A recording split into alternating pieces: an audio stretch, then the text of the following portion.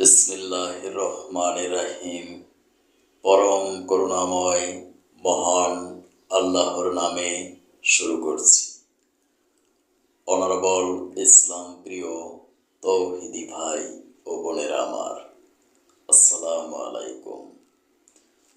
বিশ্বের যে প্রান্ত থেকে আমার বাংলা কোরআন পাঠ অনুষ্ঠানটি দেখছেন, ডিজিটাল বায়োকেমিক মেডিকেল সায়েন্স হসপিটালের পক্ষ থেকে ডক্টরস টক টিভি 100K চ্যানেলের সকল দর্শক শ্রোতাদেরকে জানাচ্ছি আন্তরিক অভিনন্দন। আজকের অনুষ্ঠানে আমি পাঠ করব সূরা মারইয়াম, আয়াত 31 থেকে 40 পর্যন্ত। আয়াত 31। যেখানে আমি থাকি না কেন, তিনি আমাকে তার অনুগ্রহ ভাজন করবেন। তিনি আমাকে নির্দেশ দিয়েছেন, যতদিন আমি বেঁচে থাকি ততদিন যেন আমি নামাজ প্রতিষ্ঠা করি এবং যাকাত প্রদান করি। আয়াত 32। আমি যেন মায়ের প্রতি অনুগত থাকি। আল্লাহর শুকর, তিনি আমাকে নাফরমান বানাননি। আয়াত 33।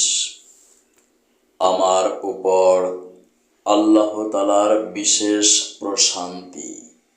যেদিন আমি জন্মগ্রহণ করেছি, প্রশান্তি থাকবে সেদিন।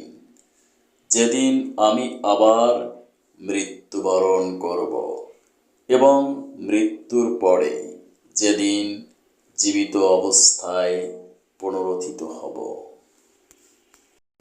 আয়াত 34। এ হচ্ছে মারিয়াম পুত্র ঈসা এবং এ হচ্ছে তার আসল ঘটনা, যা নিয়ে তারা অযথাই সন্দেহ করে।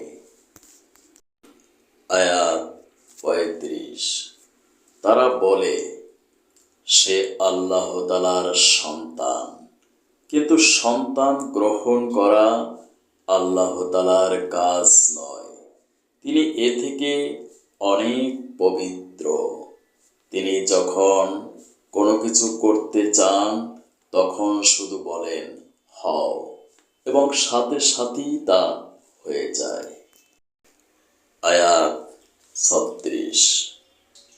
নিশ্চয়ই আল্লাহ তাআলা আমার প্রভু এবং তোমাদেরও প্রভু, অতএব তোমরা সবাই তারই গোলামি করো, আর এটাই হচ্ছে সহজ ও সরল পথ।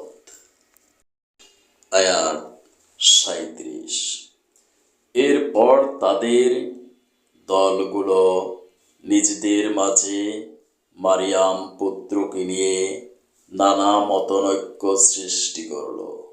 অতঃপর যারা আল্লাহ তাআলার ঘোষণা অস্বীকার করল, তাদের জন্য রয়েছে কিয়ামতের কঠিন দিনের দুর্ভোগ। আয়াত 38। যেদিন এরা আমার সামনে এসে উপস্থিত হবে, সেদিন তারা ভালো করেই শুনবে এবং ভালো করেই দেখতে পাবে, কিন্তু আজ এ অত্যাচারীরা না শোনা ও না দেখার ভান করে সুস্পষ্ট গোমরাহিতে নিমজ্জিত হয়ে আছে। আয়াত 39।